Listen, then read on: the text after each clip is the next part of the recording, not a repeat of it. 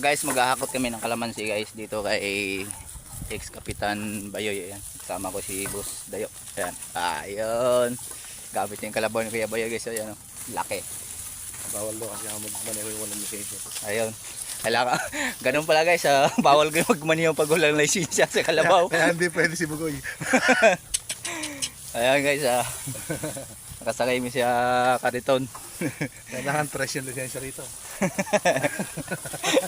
2, 3 ano. 1, 2, 3. Mahibip men. Antik men. So ayun yung kubo puntahan mo guys. Nakakutan yung kalamansi. Wala kasi si Kuya Bayoy at bakit ba wala nga si Kuya Bayoy? Ano nangyari? Baka bait lakad.